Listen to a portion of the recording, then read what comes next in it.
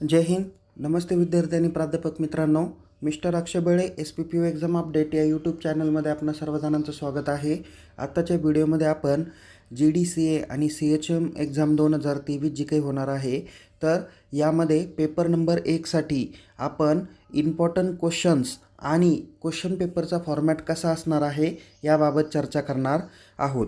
तर विद्यार्थी मित्रांनो, जे काही GDCA आणि CHM एक्झाममधील पेपर नंबर 1 ज्याचं नाव आहे management of cooperative housing society, या विषयाच्या अगोदर आपण काय करूया, क्वेश्चन पेपरचा फॉर्मॅट कसा असू शकतो आणि काही इम्पॉर्टंट क्वेश्चन्स कोणकोणते असू शकतील.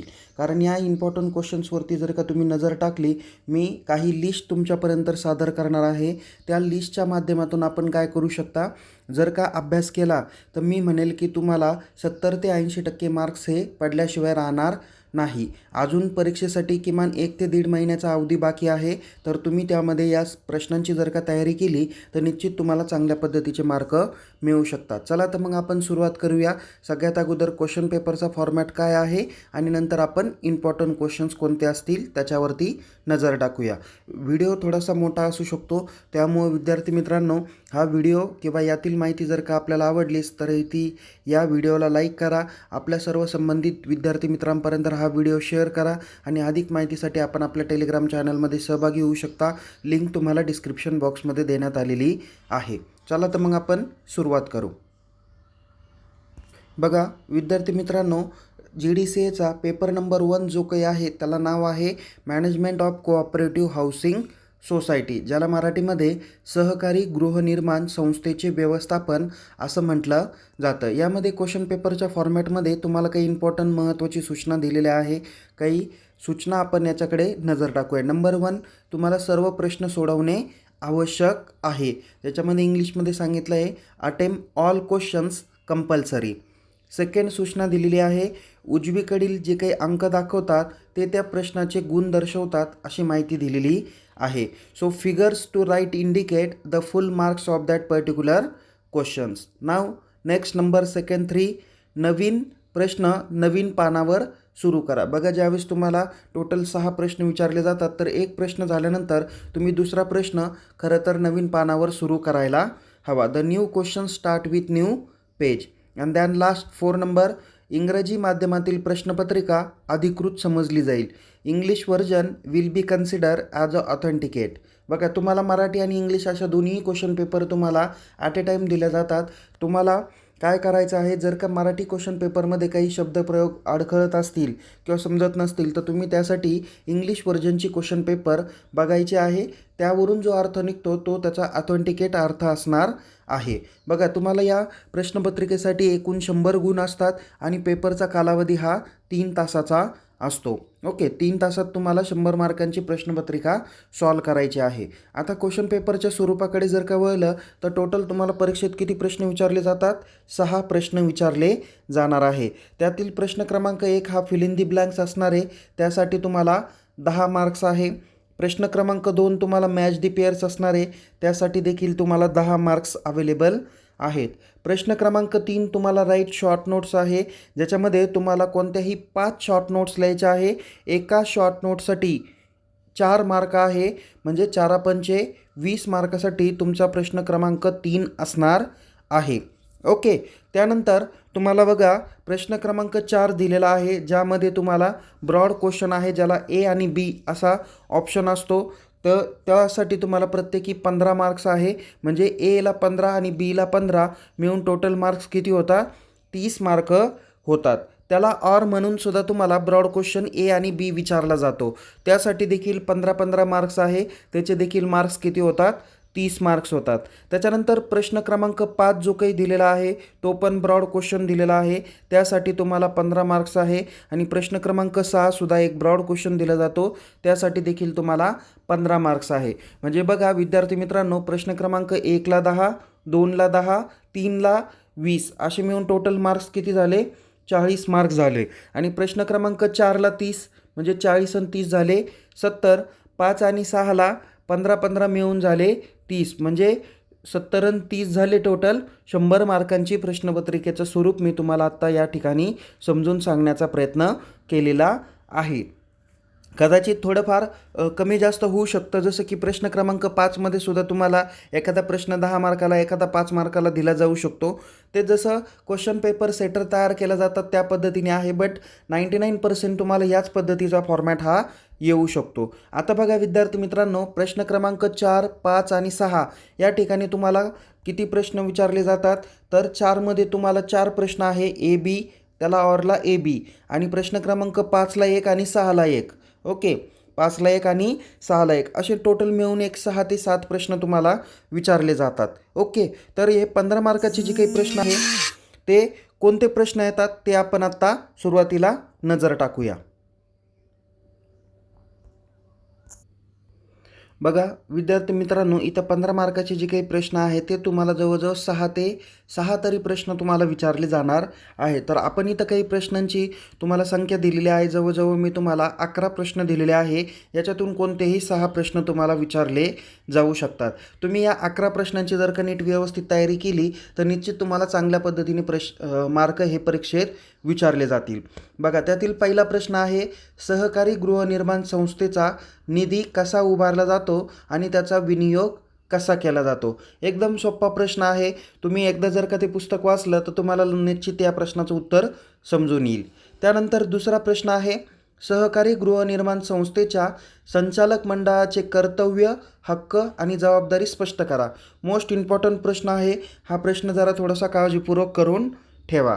ओके, त्यानंतर प्रश्न क्रमांक 3 आहे, सहकारी गृहनिर्माण संस्थेने ठेवावयाची हिशेब पुस्तके, कागदपत्रके आणि नोंद पुस्तकाची यादी लिहा. हा पण एक मोस्ट IMP प्रश्न आहे, असं म्हणलं तरी काही हरकत राहणार नाही. त्यामुळे तुम्ही या प्रश्नाकडेही चांगल्या पद्धतीने तयारी करून ठेवा.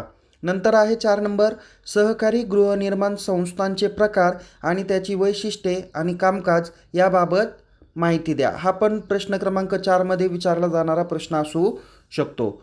त्यानंतर प्रश्न म्हणजे पुढचा आहे इम्पॉर्टंट प्रश्नांमधले 5 नंबरचा प्रश्न, सहकारी गृहनिर्माण संस्थेतील सभासदत्वाचे विविध प्रकार कोणते. तुम्हाला इथं प्रकारांचा चार्ट वगैरे काढून तुम्ही ते प्रकार एक्सप्लेनेशन करू शकता.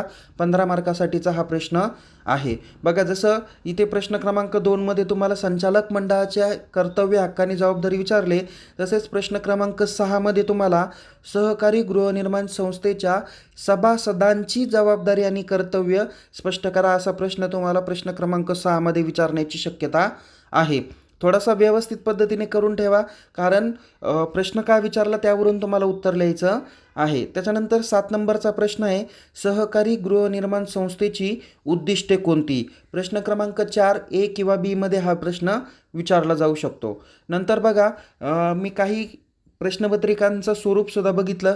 काही ठिकाणी ना तुम्हाला काही प्रश्न हे डायरेक्ट 20-20 मार्काला विचारलेले आहे. म्हणजे प्रश्न क्रमांक 4 आणि 5मध्येच आहे ना, प्रश्न क्रमांक 4 हा जसा 30 मार्कापर्यंत असतो किंवा तो कदाचित 20 मार्कांपर्यंत, प्रश्न क्रमांक 4, 5, 6 हे सगळे काय केले जातात, 20-20 मार्कांचेही केले जाऊ शकतात. ओके, त्याच्यामुळं तुम्ही व्यवस्थित पद्धतीने बघितला तरी चालेल. आता बघा, इथे तुम्हाला प्रश्न क्रमांक 8, प्रश्न क्रमांक 10 आणि प्रश्न क्रमांक 11 हे काही प्रश्न 20-20 मार्काचे विचारलेले आहेत. ते पण तुम्ही व्यवस्थित करून ठेवा. डायरेक्ट 20 मार्कासाठीचा प्रश्न आहे. तो प्रश्न जरी तुम्ही चांगल्या पद्धतीने दिला तरी तुम्हाला तिथे 15 मार्क्स, आणि सहकारी गृहनिर्माण म्हणजे 11 नंबरचा प्रश्न तो जर लिहिला तरी 15 मार्क्स तुम्हाला तिथे भेटू शकतात.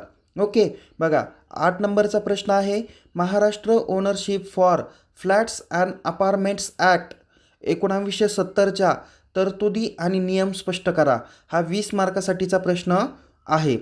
प्रश्न क्रमांक 9, भाडेकरू सहभागीदारी सहकारी गृहनिर्माण संस्था नोंदणीसाठी आवश्यक असणारे कागदपत्र नमूद करा. हा प्रश्न 15 मार्कासाठी आहे.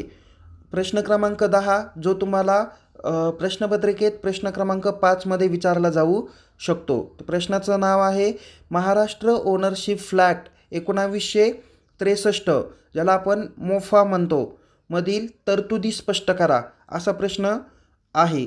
आणि प्रश्न क्रमांक 11 आहे, सहकारी गृहनिर्माण संस्थेच्या कार्यपुस्तकाची म्हणजेच मॅन्युअलची उद्दिष्टे आणि व्याप्ती लिहा. हा 20 मार्कासाठीचा प्रश्न आहे. बघा, मी तुम्हाला जवळजवळ किती प्रश्न दिलेले आहे? 11 प्रश्न दिलेले आहे. ह्या 11चे 11 जर का प्रश्न व्यवस्थित करून ठेवले तर निश्चित तुम्हाला परीक्षेत चांगल्या पद्धतीचे मार्क हे भेटू शकतात. त्यानंतर आपण काही शॉर्ट नोट्स जे काही प्रश्न क्रमांक तुम्हाला इथे जर का बघितले 3मध्ये तुम्हाला शॉर्ट नोट्स असते प्रत्येकी 5 मार्कासाठी. तर त्या जवळजवळ तुम्हाला 6 ते 7 किंवा 8 विचारल्या जातात. त्यापैकी तुम्हाला किती लिहायच्या आहे? फक्त 4 लिहायच्या आहेत. तर याच्यामध्ये सांगितल्या पद्धतीने तुम्हाला विचारले जातील. काही मी सुरुवातीला जे काही दिलेले ते मोस्ट IMP दिलेले आहे आणि शेवटी पण मोस्ट IMPs दिलेले आहे. बघा त्याच्यातील शॉर्ट नोट्स आहे ते तुम्हाला मॅक्झिमम 20 मार्क किंवा कधीकधी 30 मार्कासाठी सुद्धा विचारले जाऊ शकतात. पहिली शॉर्ट नोट्स आहे अधिमंडळाची विशेष बैठक किंवा त्याला विशेष सर्वसाधारण सभा असं देखील म्हटलं जातं. हा देखील एक महत्त्वाचा शॉर्ट नोटचा प्रश्न आहे. दुसरा आहे सभासदाने करावयाचे नामनिर्देशन. जे सभासद असतात त्यांनी कशा पद्धतीने नॉमिनेशन किंवा नामनिर्देशन करायचं असा प्रश्न विचारलेला आहे. नंतर तिसरं सभासदांच्या हकालपट्टीची कार्यवाही. एखादा सभासद कशा पद्धतीने हकालपट्टी त्याची केली जाऊ शकते हा प्रश्न आहे. नेक्स्ट आहे गाराणे समझोता आणि निवारण समिती. हा मोस्ट IMP आहे, करून ठेवा. 5 नंबर आहे संस्थेचे लेखापरीक्षण. एखाद्या संस्थेचे लेखापरीक्षण कशा पद्धतीने केलं जाऊ शकतं, ऑडिट कशा पद्धतीने केलं जाईल त्या पद्धतीचा हा प्रश्न आहे. 6 नंबर इमारतींचा पुनर्विकास. काय दिलेला आहे? इमारतींचा पुनर्विकास. नंतर 7 नंबर आहे सभासदांच्या जबाबदाऱ्या व दायित्व. बघा मगाशी ब्रॉड क्वेश्चनमध्ये तुम्हाला सभासदांचे कर्तव्य आणि हक्क विचारलेले होते, तर इथं तुम्हाला सभासदांच्या जबाबदाऱ्या आणि दायित्व विचारलेलं आहे. नंतर संस्थेची शुल्क आकारणी. एखादी संस्था असेल ती कशा पद्धतीने शुल्क आकारणी करू शकतं हा शॉर्ट नोटचा प्रश्न आहे. 9 नंबर दिलं आहे गृहनिर्माण संस्थेचे प्रकार. 10 नंबर आहे सहकारी गृहनिर्माण संस्थांची नोंदणी. कशा पद्धतीने कोऑपरेटिव्ह सोसायटीची नोंदणी केली जाऊ शकते तो प्रश्न आहे. 11 नंबर आहे नाफेडची कार्यपद्धती. 12 नंबर आहे संस्थेचे लेखापरीक्षक म्हणजे ऑडिटर. ओके, कशा पद्धती तो काय काय कामं करतो, त्याची जबाबदारी काय, हे सगळं देखील तुम्ही संस्थेच्या लेखापरीक्षकामध्ये लिहू शकता. नेक्स्ट 13 नंबरची महत्त्वाचं आहे गृहनिर्माण संस्थेचा निधी किंवा वर्गणी उभारणी. त्याच्यानंतर 14 नंबर फ्लॅट खरेदीदाराच्या साधारण जबाबदाऱ्या. 15 नंबर दिलेलं आहे मानवी हस्तांतरण. नंतर 16 नंबर आहे थकबाकी वसुली. 17 नंबर निबंधकाकडून चौकशी. 18 नंबर लेखापरीक्षण दोष दुरुस्ती. 19 नंबर हा पण मोस्ट IMP आहे, करून ठेवा गृहनिर्माण संस्थेची व्याख्या.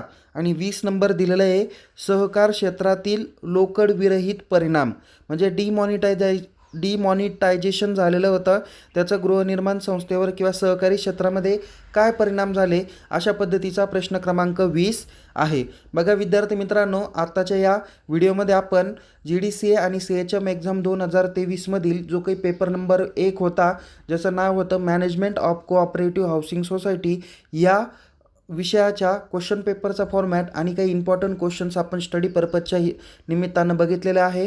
तर याचसारख्या नवीन विषयाची जर का माहिती बघायची असेल तर आपण आपल्या यूट्यूबला सबस्क्राईब करा. अधिक माहितीसाठी टेलिग्राम चॅनलमध्ये सहभागी व्हा.